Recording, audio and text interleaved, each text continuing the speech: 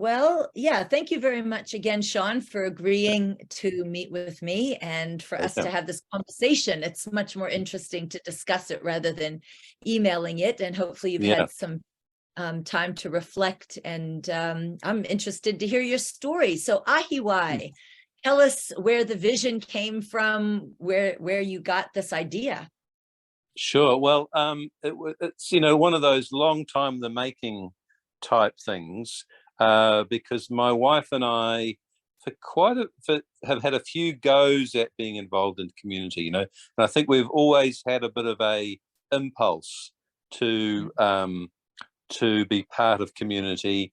We were living in Australia for a while and looked at a few things there, and then when we came to New Zealand, we also explored quite a range of communities around New Zealand in terms of living in a community, and nothing quite landed, but we've always had that sort of impulse to be part of a community. So we would do things like, we'd organise, when we first came to Whangarei, we organised a group of friends that was like a gardening cooperative, and we'd all go to each other's properties and work together, communally.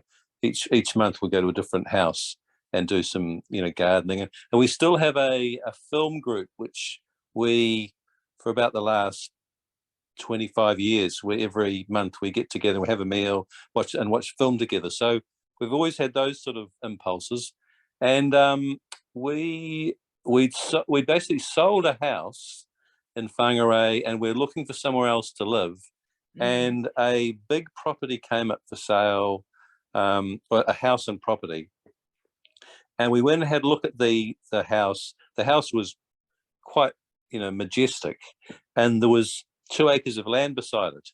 So our first impulse was, oh well, this is this is way too big, really. The house is way too big and the property is way too big. But then when we actually went overseas quite soon after that, and there was a particular time where we were there with my wife and my son and his girlfriend, and we just started talking about the possibilities of that land. And we thought, actually it could be, it had communal, some sort of community type possibilities. So we said, well, that's interesting. If when we come back, the house is still on the market, let's explore it. So we come back like 6 months later, and sure enough, the house is still on the market. So and then we decided to, okay, well, actually, on this particular day, we thought, let's go and, start, engage with the estate agents. And we went to cycle past it on this day to find that the estate agent sign was gone, but the owners had put their own sign up. So we were able to deal directly with the owners. So that was a much better, to be able to, to be negotiating directly with the owners was a really good thing. So so that was the first thing. We basically ended up buying the land and the house with the idea that this is something that could develop. And we basically just stayed there for the first year and just tried to get a feel for the land. And then about a year later, so we bought in 2014, 2015, we called a meeting, and we said, and we got a woman we got Robin Allison to come up and talk about co-housing.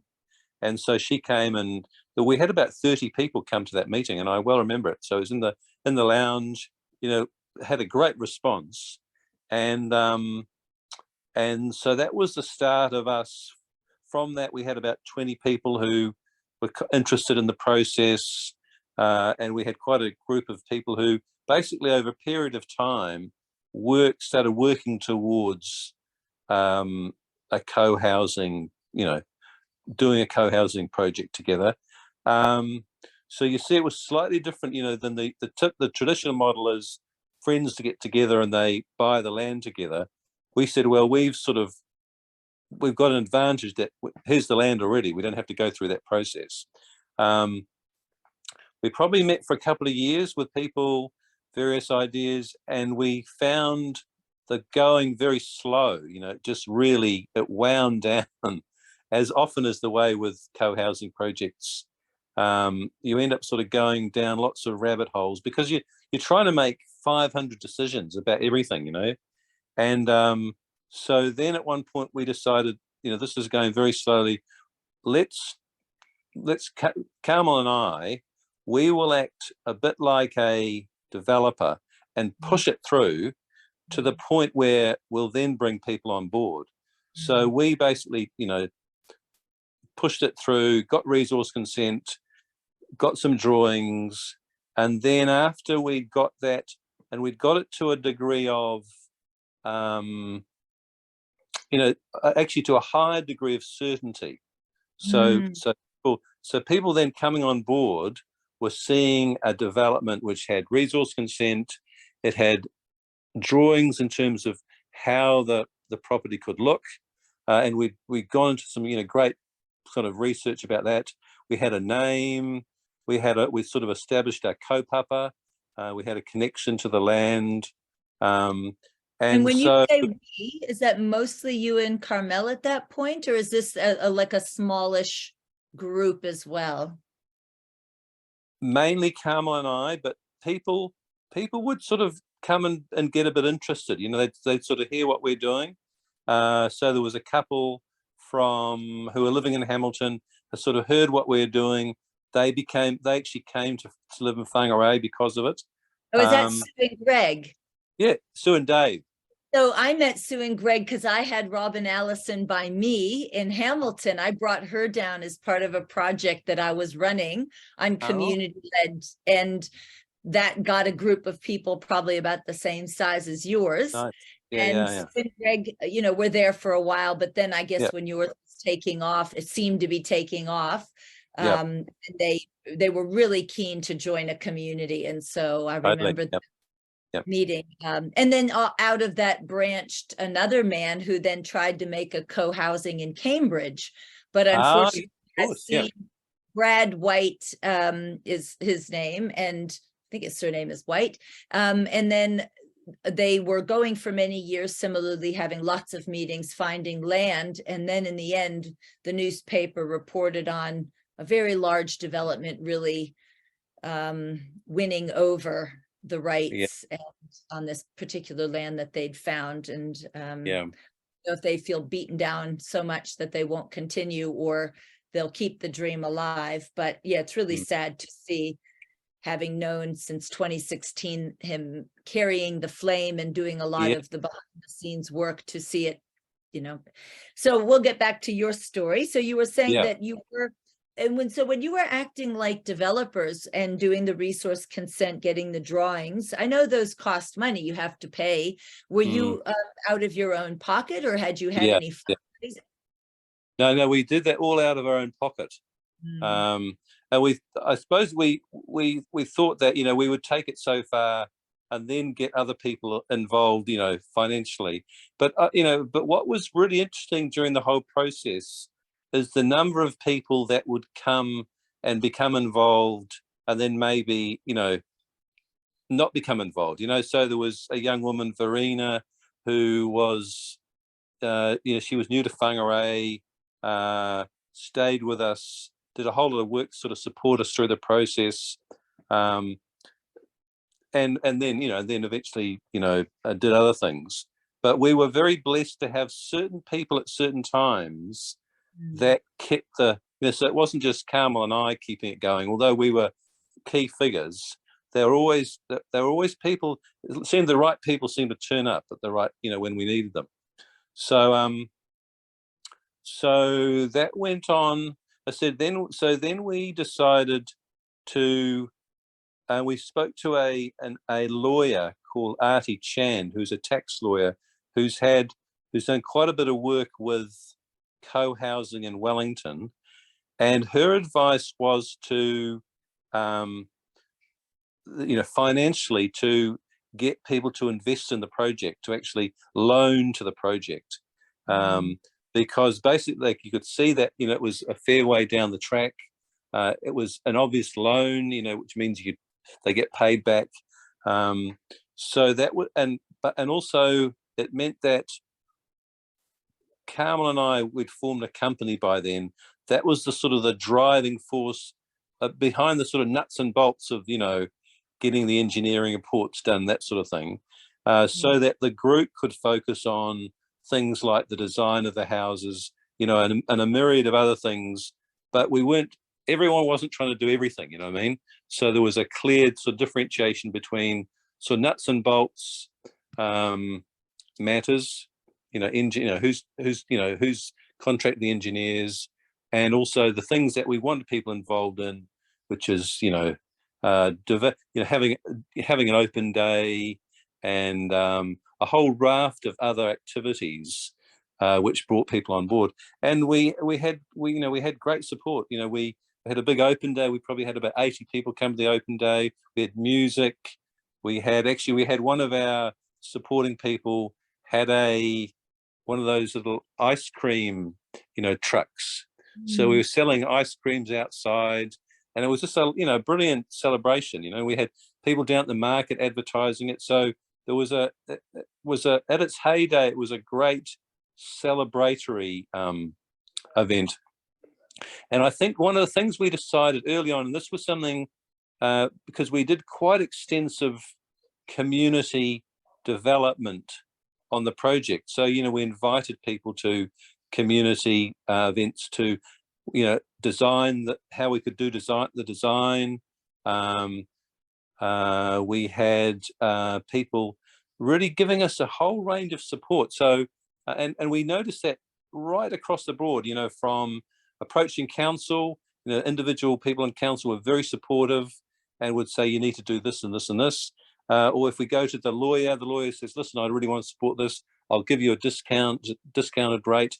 We had immense support, I suppose, because we were community driven and we were all the time consulting with people in the community. What do people need? What are sort of needs of people? So it wasn't just a couple of people making those things. It was drawing on a wider collective knowledge.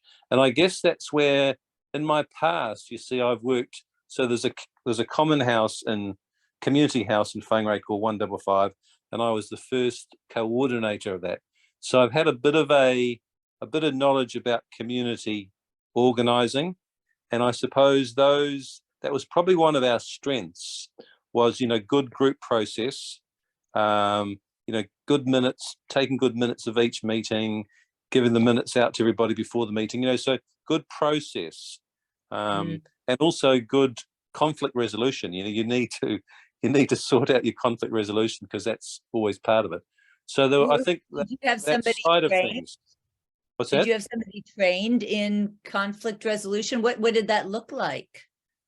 Well, there was some of us. So Sue and Dave. Sue's had some experience in that because she's had some training as a psychologist. I've had some training because I've also worked in restorative practices in schools. So we basically developed a process, which is quite simple. Where, say, if people, for a start, you get people together, and we had a simple process of, first of all, saying, remembering when the relationship was going well, describe what the relationship was like when it's going well. What are the things that have got in the way of it? And, describing those, and then what do we need to do to get it back to the way it was? And so that was, and I think just having something that people could see, here's a process we're just going to talk our way through. And it's a thing that you need to do, whenever you get people in a project, you need to sort things out, together. So you did find along the way that process was used. Oh yeah, yes, definitely, yeah. It was both part of our, we made we put quite a lot of work into our vision statement. So people, I think when we started off and we were really trying to sort of lay the foundations, we realized you need a clear vision statement, because people join you for all sorts of reasons, and some join and you go, actually, we're not in the same waka here, we're heading somewhere else. And to have it clearly stated that this is our our vision. These are our values. This is where we're going. I think that made later on, the people who were joining us had the same vision as us, or, you know, with some differences, but pretty well on, you know, they're well on board with it. Whereas when we first started, people had a range of different ideas, you know. So I think that's critical. Do you have that available anywhere for, is it still up the website, or did you make documents that you sent out? Yeah. So everybody got a little package of things, which always include the vision statement and, you know, the latest minutes of every meeting and so on. So yeah, I can easily send you that. And I was wondering around impact, because another one of my interests is housing that is regenerative to the community. And of course, having a co-created design is part of what is regenerative, because you're pulling out from people what their needs are, what they aspire to, and that sense of empowerment to participate. I was wondering what other impact that you either envisioned or that you saw emerging impact, whether it be ecological, sustainable, cultural, or social, that you felt your project was going to achieve. Oh, it was quite clear that when you get a bunch of people who have similar aspirations, although they may not be identical, you know, things are going to happen, you know. So for example, there was somebody who came around New Zealand in terms of eco-villages. I just forget her name for a second. So we immediately said, listen, we can host her. And we immediately had a big bunch of people come. We had about 30 people come to the house, you know what I mean? Because we had a sort of a like-minded group of people. So that part of our kaupapa was very much an educational component. So, you know, because we were surrounded by schools, we'd already talked to the schools around about, you know, they had sort of various environmental projects, and they were interested in how that would link in with us. So there was already dialogue happening, and once we were established, you could see that was going to be part of what we did. And we were also very clear that, you know, we weren't a bunch of people that were just going to live, you know, close by each other and sort of close the doors. We had a mission we had an educational role in the wider community. And even while we were developing ourselves, you know, you could see that was happening. You know, people were sort of coming to us saying, hi, I'd like to run this little workshop. Can we use your venue? You know what I mean? So there's an educational part.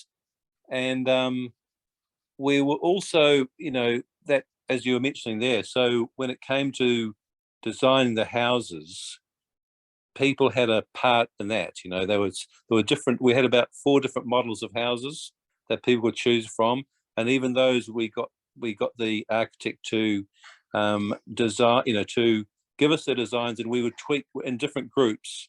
We'd be tweaking those designs so they fitted better for what we were looking for.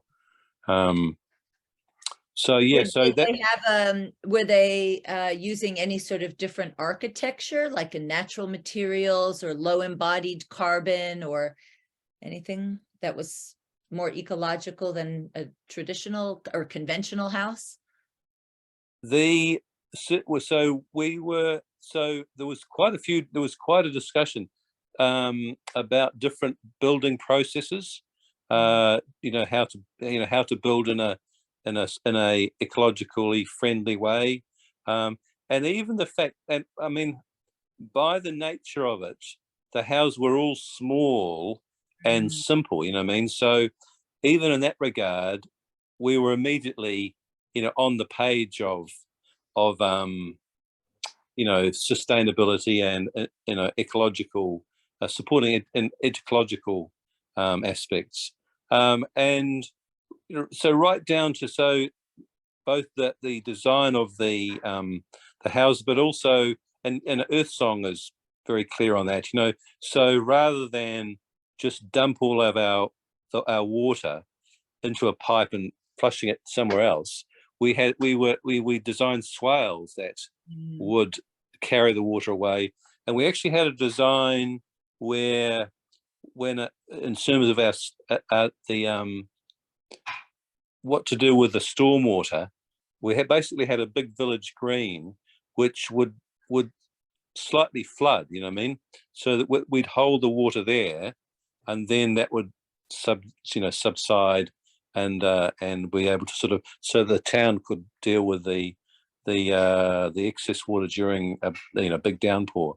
So a range of things, from the design of the land and the landscape architect we had, he was very strong on that, to the design of the houses, quite a range of things. And I think that's what happens when you get people who are working on, as you said, working on it collectively. Those sort of things come up. Yeah. So I'm hearing that there was housing design or sustainability, as well as land use, how you were going to maybe share the common spaces in between as well. You probably would have had somebody with a bit of permaculture knowledge to help with that aspect. Swales are already one way of doing water in permaculture. So was there, in terms of the economic aspect, were you able to figure out how to make things more affordable? Obviously, small homes have an affordability aspect. Was there any other affordability pieces that you were trying to work with? The main thing we tried to do is make sure, because we had 5 dwellings that were very small and compact. So basically it was a garage with a little apartment above it. So that was our sort of entry level in terms of affordability. And then we had a range of dwellings that started off from like 1 to 2 bedroom, 3 to 4 bedrooms. So they'd be sort of smaller, more compact. So it was basically about having a range of different sizes and expenses that would make them affordable to all people who needed a bigger house, but still was still simple. I mean, we nothing was going to be a grandiose place. So we wanted to have a range of different dwellings that could match those different needs of the people. Yeah. And had you considered a rental as well, like where you'd maybe have somebody invest in a house with a term to keep it as a rental for like 10 years, so that you could have a bit of a secure rental offering? Totally, yeah. So there was at least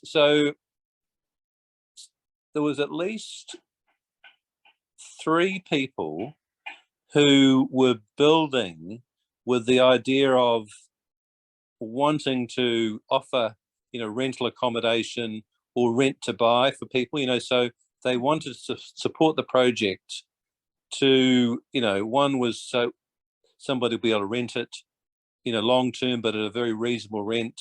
Another couple wanted to have a rent to buy project, and another couple also had they didn't want to move in straight away. They thought, let's build it, rent it, and then we'll move into it later. So yeah, it was interesting. We had quite a few people who were sort of inspired by that, the prospect of affordable living for someone else, and wanted to invest in that regard.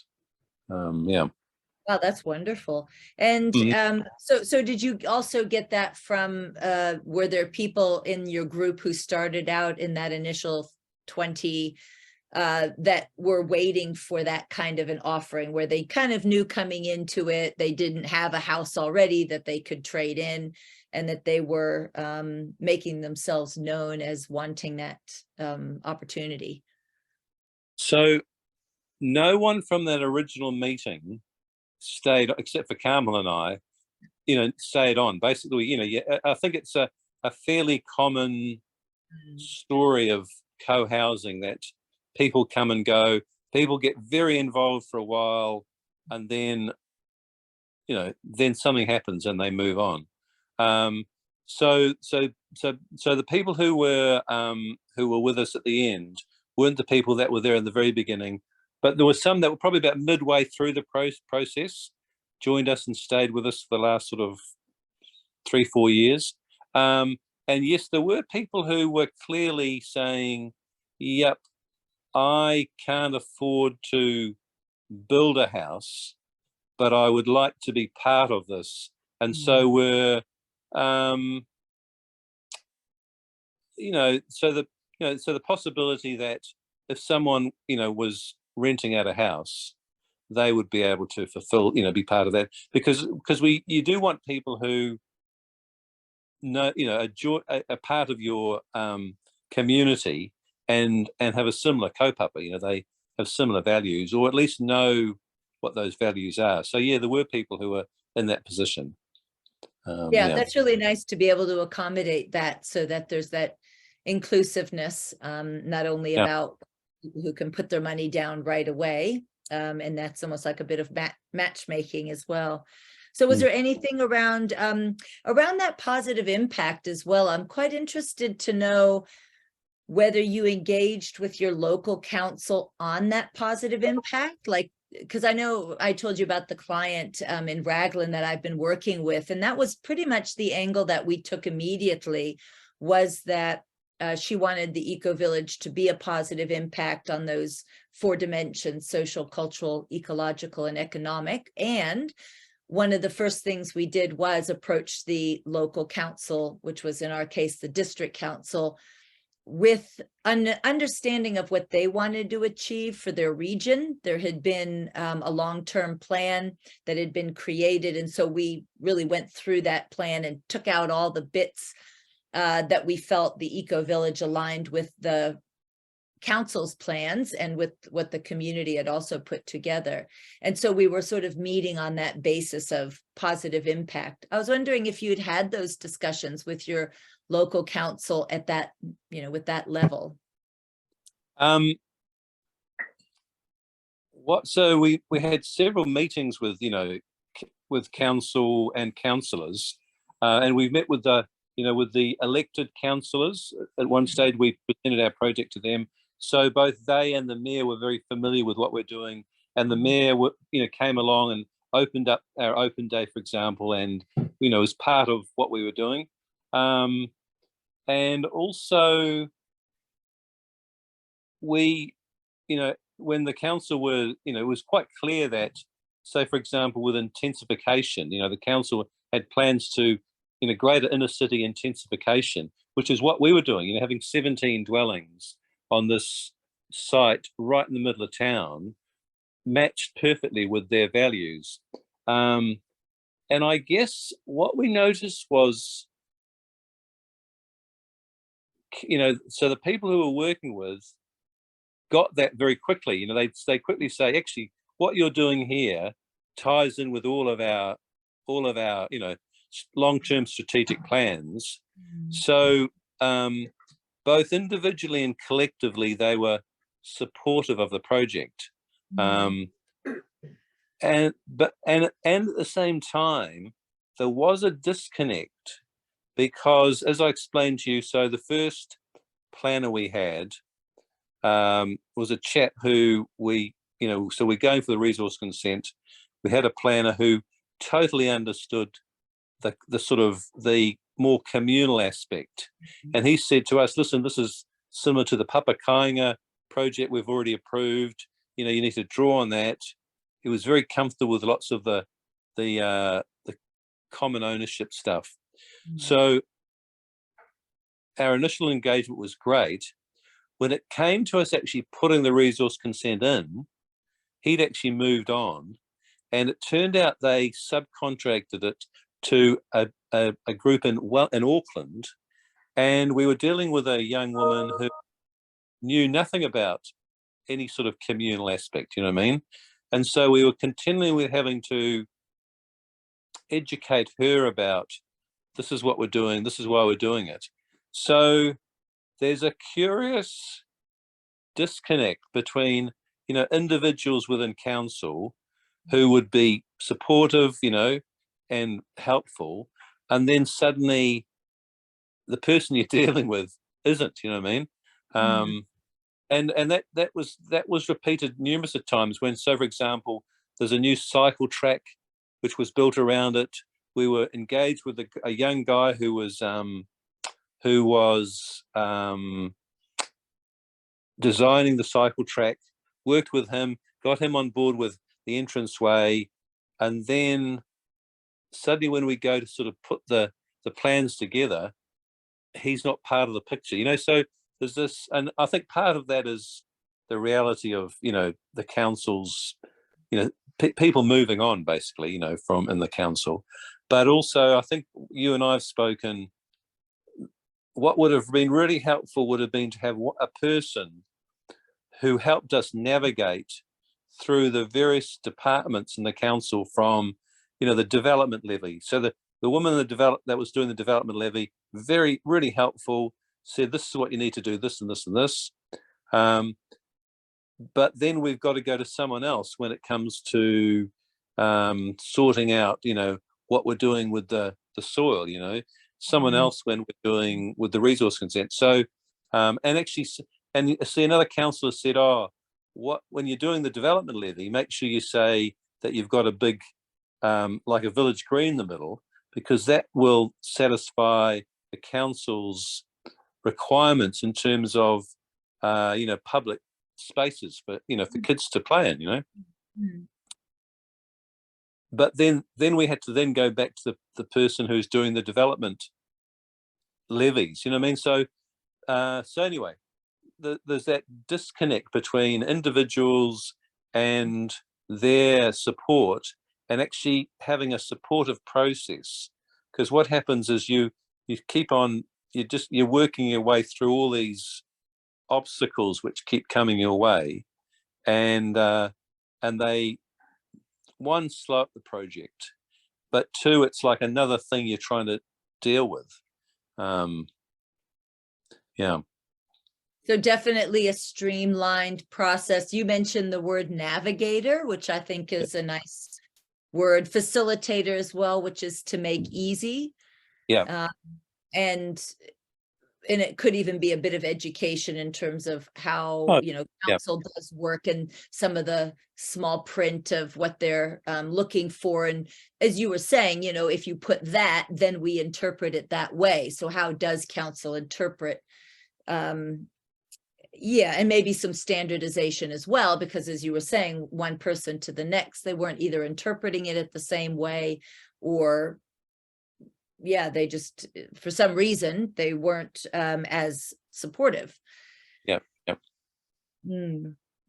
So that was about a year, would you say, or more, that since you started, and that was from the beginning of you applying for the resource consent? Was that mostly that? The process of getting the resource consent, from the time we started with that, you know, employing a planner to draw up, to, you know, pull together all the designs, to then having the meeting with a commissioner and him approving it, was a year. And some of that, you know, that wasn't all the council's fault. You know, we had to develop our own designs. But it's interesting, at the same time, the high school, they applied for the resource consent.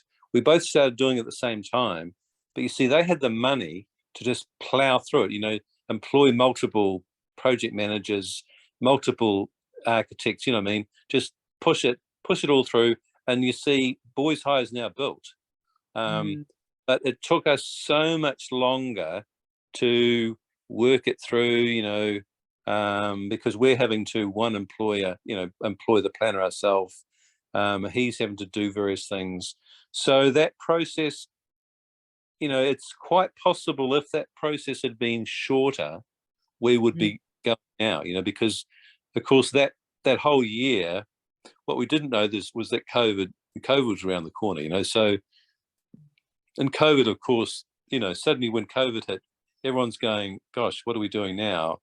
And the whole ramifications since then of, you know, the building crisis, and so, which have all been part of that story. So if it had been, so that process, you know, because you sort of think, oh well, you'll just work your way through it. But what we found was that after we'd gone through that, then there was other things we had to deal with, and eventually you add all of those things up, and from people going, yep, this is doable, you know, we can do this, people going, no, this is actually taking too long, you know, it's cost too much, that all the so there's a tide of things, and sometimes when you're with the tide you can whoosh through, but when too many of the tides turn against you, it can mean the end. And you see that article in the Sunday Star Times, I think, quite accurately showed that across New Zealand the tide turned, and we are one of, you know, many projects that fell over as a result. And we're probably, actually, one of our little reflections is that we're probably a little bit ahead of our time, you know what I mean? It's possible in 10 years' time that this... I think you're sort of, you said you're ahead of your time, but I actually think the real issue is that New Zealand is behind the time.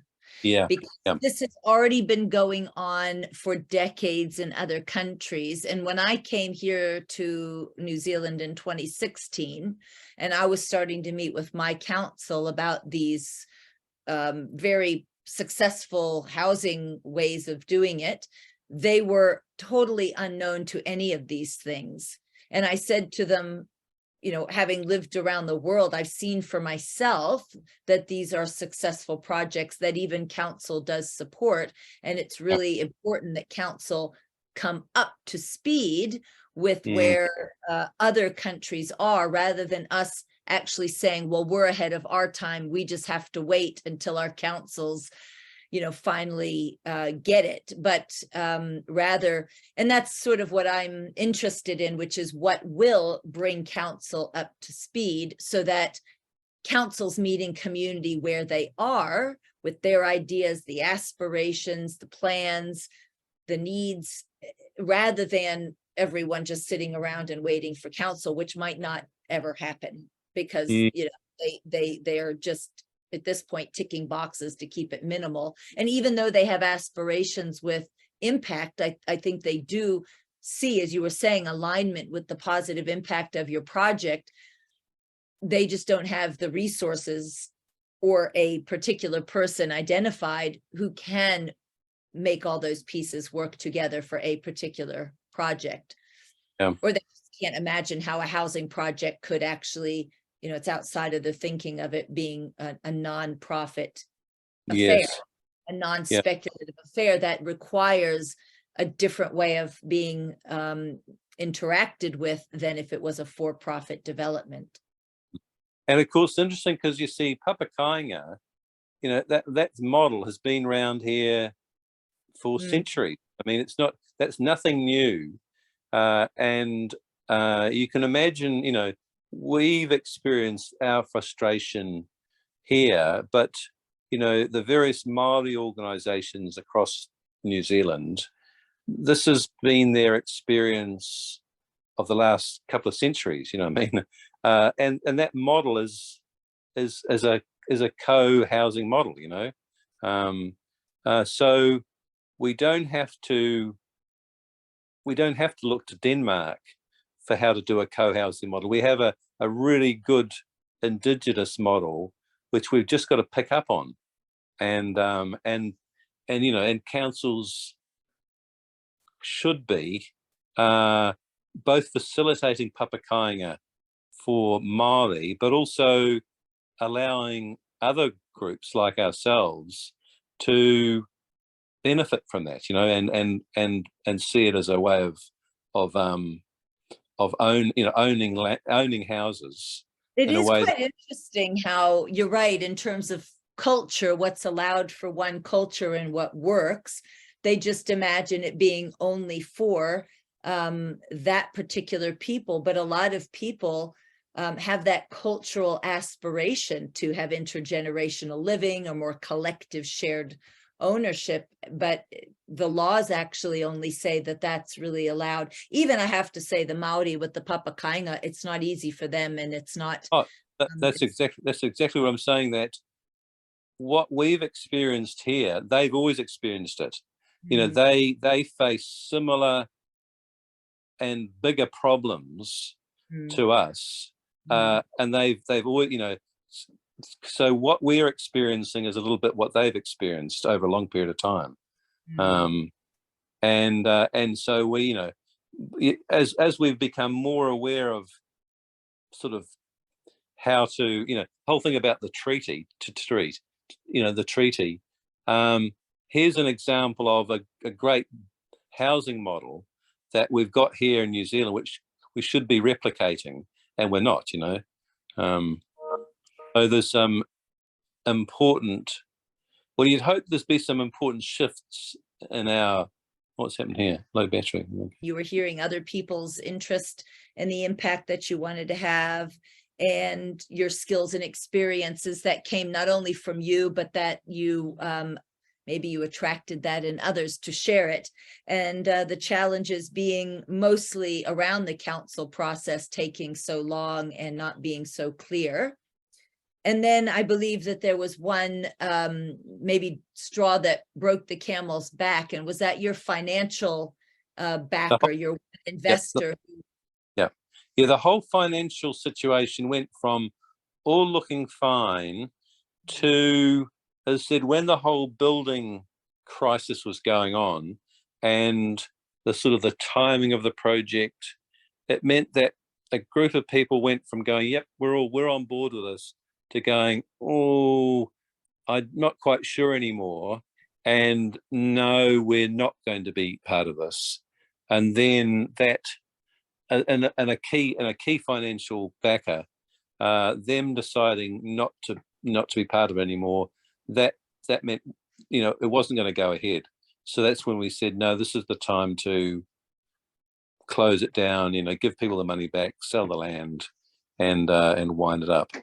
So once again, it was a cumulative effect of, and in fact, back in that time, so it was early at the beginning of this year, and it was like, it was like daily bad news. There was you couldn't buy jib, you couldn't get, building projects were falling over, building companies were falling over, the costs of all the building products was going up all the time.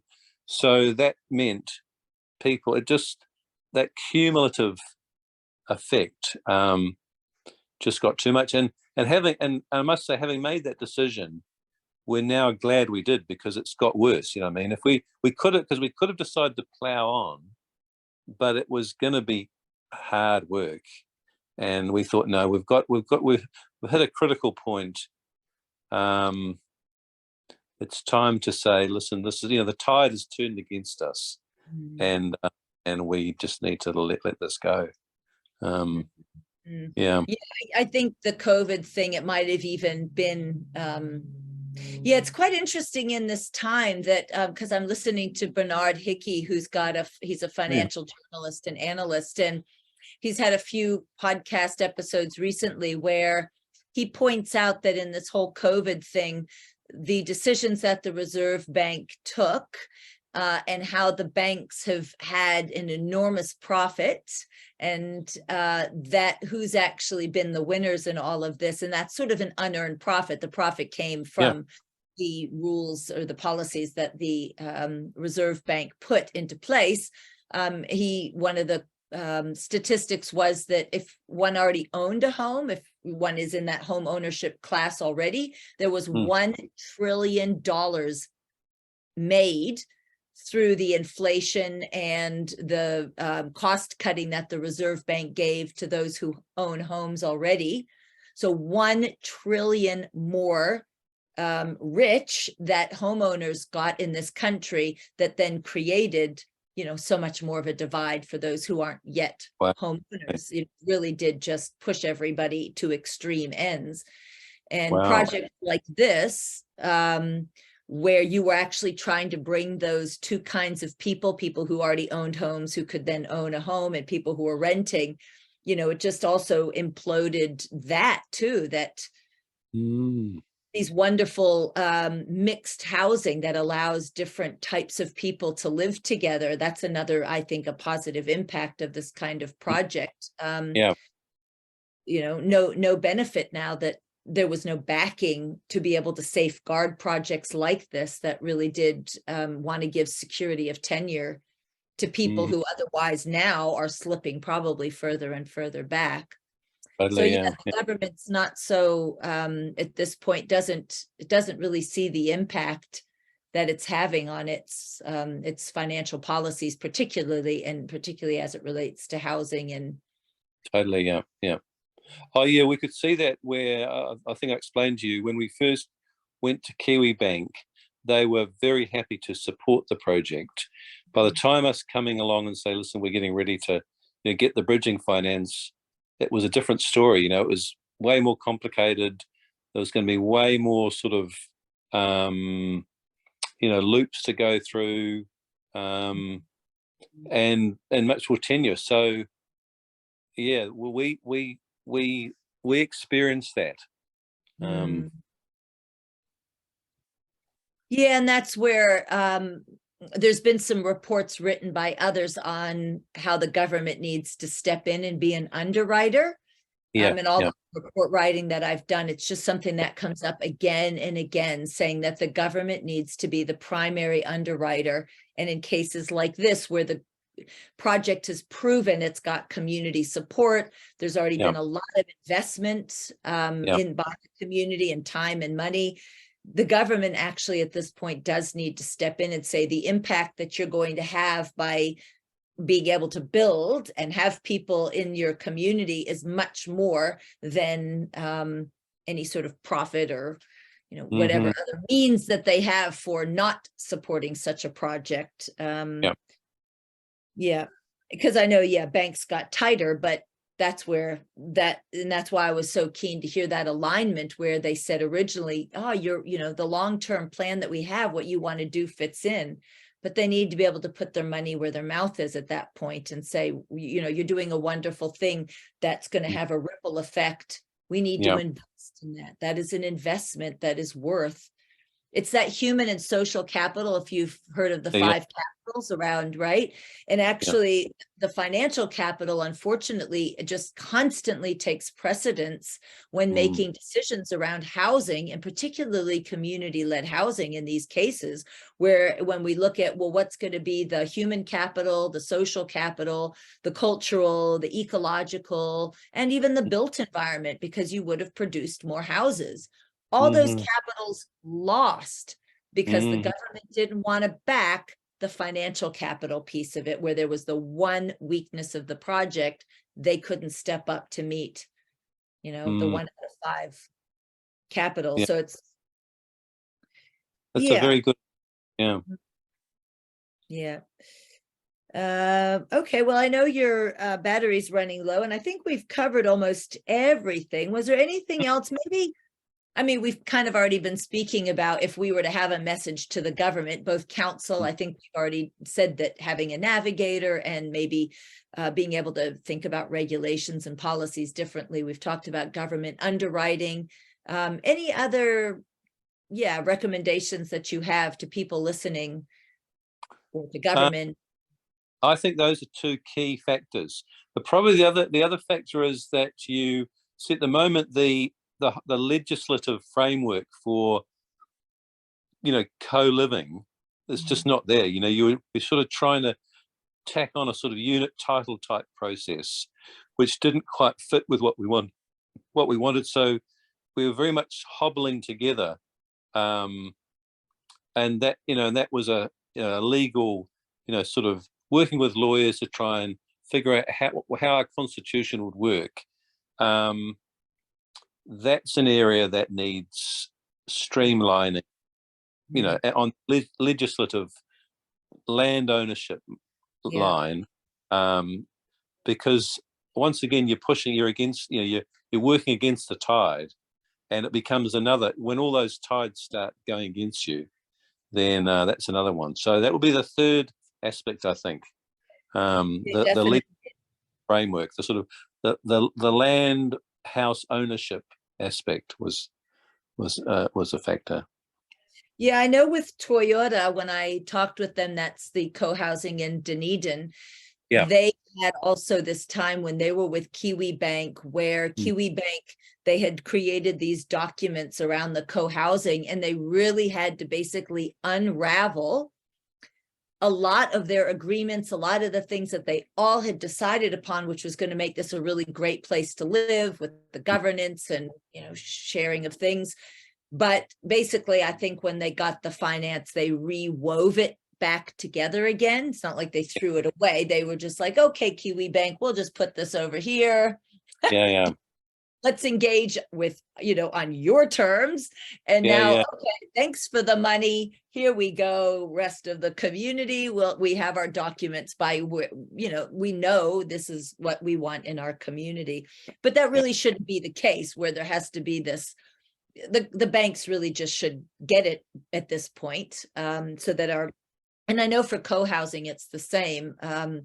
Roz, who's the head of co-housing New Zealand, or whatever the name of it is. I'm not co-housing, sorry, cooperative business New Zealand, who's been really a champion for cooperative housing, has really spoken to the lack of legislation is the only thing really that's the linchpin that's stopping all the other opportunities that we have around cooperative housing being another model that would really make a big difference. So yeah, glad that you mentioned that third piece. Well, it's been really helpful to hear your story, and this is something that I think we've just got to get it to our local authorities and continuously engage with them, not say, well, this is a project and that's going to be it for our community, because I think that's still something that your community, I'm sure, would love to have and benefit from. It's just figuring out how to make it work going forward. Yeah, good point. Yeah, thanks. So it's very helpful to actually think about it, to sort of put those bits together, and you've helped me put those three things which I hadn't quite identified. That's a very helpful little, this is what we've learnt from it, to move forward and give a bit of focus in terms of both council and at the sort of national, level of putting ideas forward. So yeah, thanks for that. That's really helpful to me as well. And do you think anybody who was in that grouping would want to take these learnings forward and make a presentation to your local council to try to see about getting them to back the next opportunity?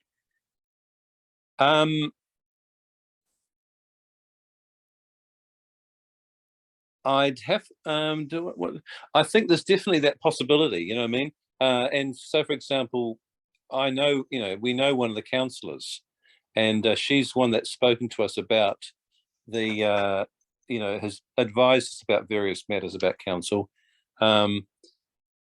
Yeah, so I think that's definitely a possibility, which I hadn't, you kind of lick your wounds for a while and go, okay, we need to, get over this.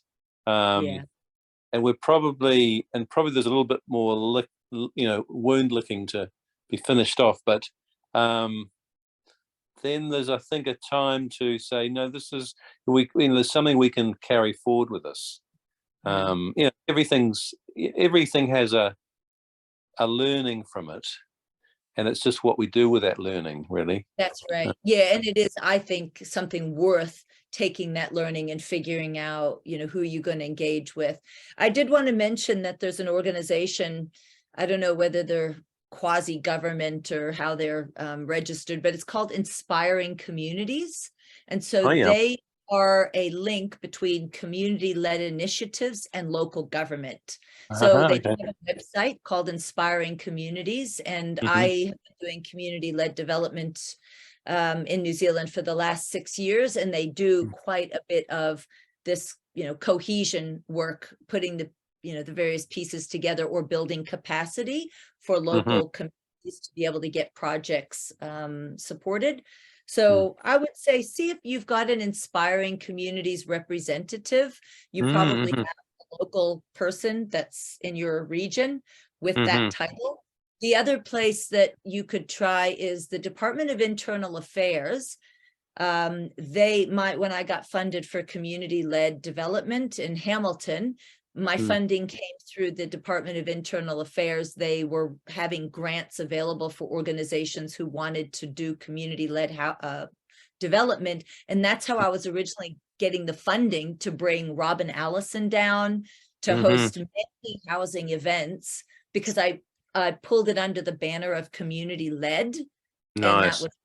And I do believe that that is still something that the Department of Internal Affairs does fund, whether directly or whether they subcontract it to Inspiring Communities or similar. Okay. But there are entities, it's just about approaching them and in the right framework, saying, cool. just want to have housing to live in. It's like we've got, and what I'm starting to reframe it as, we have an impact regenerative housing project or an impact-driven human settlement, so it's really that impact that they care about that I think is the first common ground that can be made with local and central government. Nice, That's the framework of the narrative that we can approach, where they're able to hear us easier than if you just started with the word housing or community, which might get them kind of, oh, I don't, that's not what we do. But you say it's an impact-driven, community-led project. Oh, really? Tell us more. Sounds great. Yeah, nice. Yeah, okay, cool. Yeah. That's brilliant.